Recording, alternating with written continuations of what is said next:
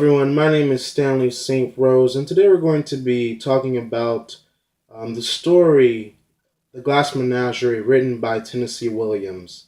Now, this story is really interesting because it's real. It's a real story about things that I think that situations that happen in real life. The people within this novel are tangible. I think that in many ways they're relatable.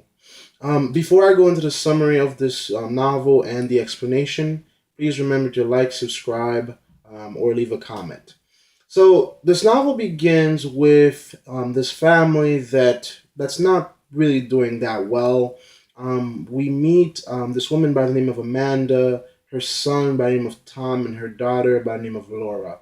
They live together, and their story goes like this. Basically, what happened is Amanda was married to a man, and this man basically left her with two kids.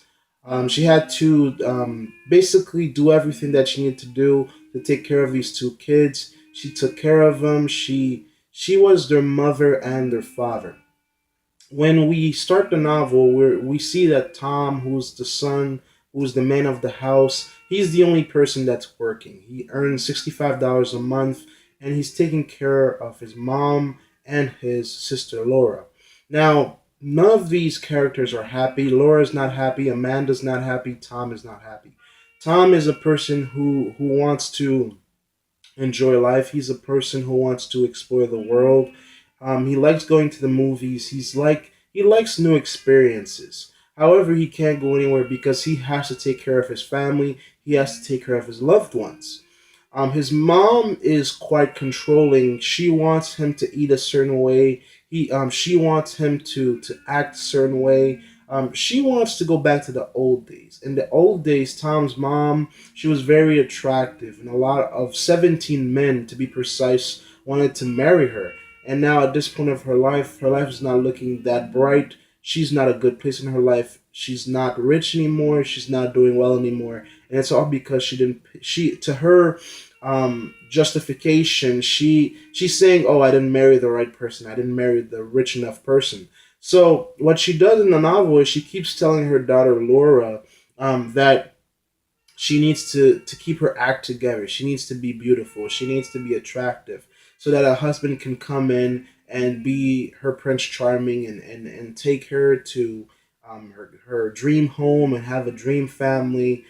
Because to her, that's how a woman should behave. That's how a woman should act, so that she can be happy. Now, again, none of these characters are satisfied. Laura is not satisfied with her life. She's not going to school. She doesn't have a job. She doesn't have a fiance, a boyfriend, or anything. She just lives at home and she's taking care of her glass menagerie. The glass menagerie is very interesting. We know that a menagerie is a collection of animals. And in this instance, we know that it's made out of glass. That's why we have a glass menagerie. Laura takes care, meticulous. She takes cares of these animals very thoroughly. She loves these glass animals. She polishes them. She cleans them. She even walks them in the way I guess you can walk a glass animal. And in many ways, they mirror each other. The animals in Laura, they mirror each other. And the reason why I would say that is because she has glass unicorns, glass tigers, all types of different animals. And even though that in theory these animals are, beautiful and majestic and very interesting animals, they're in glass form, which takes away their majesty away in some way. And Laura is the same way. She's a woman. She does have the traits of being a beautiful woman, but at the same time, her beauty is quite rare, and not a lot of men are going after her. So her life kind of looks grim because she doesn't have a future to look forward to. Tom is the only one that could get out of the current situation that he's in, but because he does love his sister, he does love his family. That's why he's providing for them. Because he has an attachment to his family, he can't get away, and that's why he keeps going to the movies. Because the movies provide him an escape. The movies provide him a way to get out from the stress of the world. Now, later in the novel, everyone's fed up and everyone's tired with the current life that they have. And Amanda, the mother, she tells Tom to bring home one of his coworkers, where he works. He works at a warehouse. So Amanda asks Tom to bring home one of his friends, one of his coworkers, for Laura, so that she could possibly have someone to be with. Laura brings Tom brings Jim, who is his coworker, and Laura does know Jim from her past. They all went to high school together, so she had a crush on Jim. So their reintroduction was somewhat shaky. Back in high school, Jim used to call Laura Blue Roses, and Blue Roses fits her character perfectly because she's a woman. She does have the characteristics of being a beautiful person. At the same time, she's also very sad and very um, she's not in touch with the times, right? She's just waiting for things to happen for her, and she's just very she's not a realistic person. She's just taking care of her glass menagerie. And even in the novel, when Jem asks her, "What does she do?" Do you have a job? Are you going to school? Are you doing this or that? She just says her main occupation or her main task in life is to take care of her glass collection, which maybe that brings her pleasure, but at the end of the day, that doesn't pay the bills and that does not push her life forward. So her life is pretty isolated and pretty stagnant, and it's in many ways sad. So Tom brings Jim, and Jim has these little um, connections with Laura, and Jim is telling her that she needs to be more outgoing, more human, in many ways to be more human, because locking yourself in your room and not being social and only having the presence of glass animals around you is really not the best way to socialize and to be human, because humans by the laws of nature, by the laws of nature, humans are wired to be social. We're wired to search company. We're wired to look for others and to be around others, even if a person is wherever a person is, outgoing or not or whatever. We're all looking for these connections, and Laura does not. In the novel, she does not look for these connections. So what's sad about this is Laura thought that Jim was going to be her and Jim was going to have a relationship. But in fact, Jim is about to get married and he kind of forgets about this, and he kisses her before he leaves. But then he breaks her glass unicorn. This evening is going very well. Laura's happy that her crush is kind of in some ways making advances toward her, but he at the same time he wasn't trying to make advances. He was just trying to cheer her up. And what happens is her favorite glass animal, which was this unicorn, Jem ends up breaking it. And I think this is very significant because in life we make up these scenarios for ourselves. A lot of people have their entire lives planned out in their head. A lot of people have these predestined or predetermined things that they have for their lives. And many times their unicorns get broken because life doesn't follow the path we set for it. So what happens is Jem breaks the glass unicorn.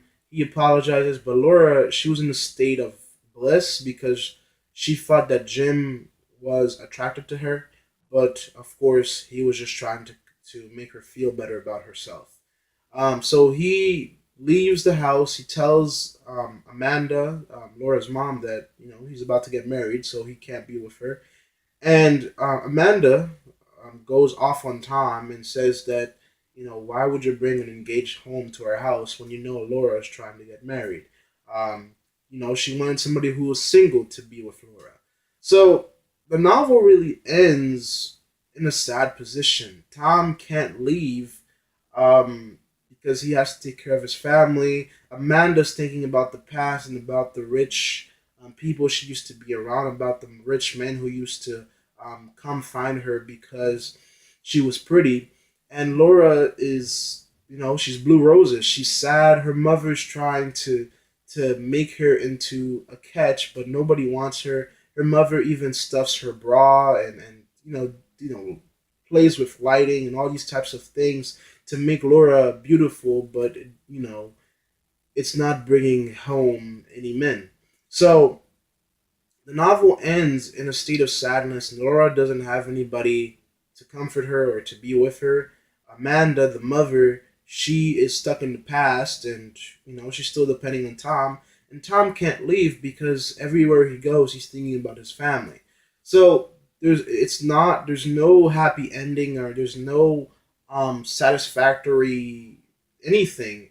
I think it's very realistic because in many ways this novel reflects real life, because we all have glass menageries. We all have these beliefs or these things that we keep polishing and polishing. We all have these things that we're waiting to happen. We're very hopeful, and a lot of times, sometimes they might never happen. They might never come through. They might never come through, and Laura is just stuck in that mindset. In fact, I think that every character within this novel is stuck within a unrealistic mindset.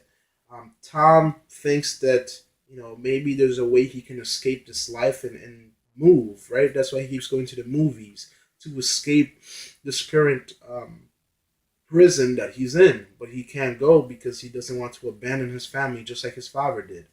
Jim, who's the hot shot within the story, even him, he's stuck within this idea that he can climb the corporate ladder and become rich or famous, but that will never happen because his plan is to take public speaking classes, and that's going to make him a better businessman.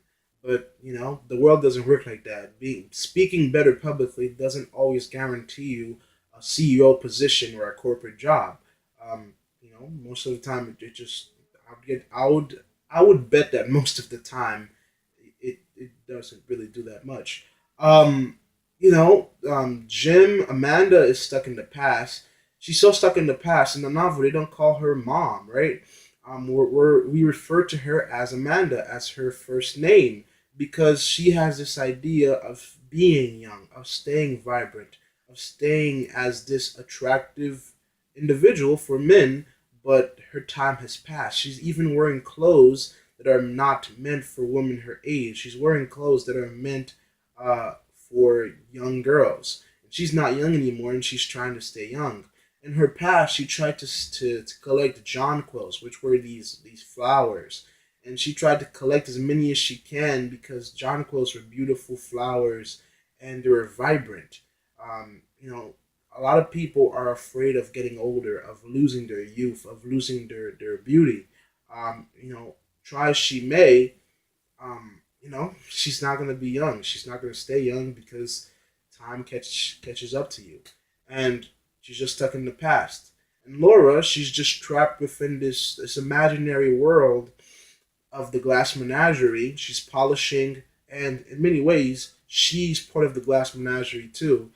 Tennessee William even does a comparison and says that she's basically like a piece of glass, which is that's beautiful for only a moment.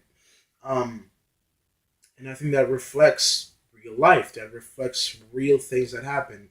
A lot of people get stuck in ruts and they can't move, because not all dreams come to pass.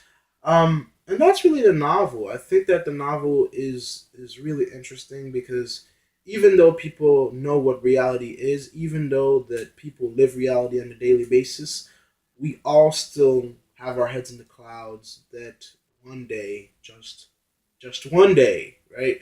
Just on a perfect day, the doors are going to open and we're all going to be billionaires on the mile. Just we're all going to have private jets and we're all going to have everything come true, just because we're special. So that's a novel. That's my point of view of this novel. It's really down to earth and it's very realistic. I hope you guys like that summary. Please leave a like, subscribe, and I'll see you guys in my next video.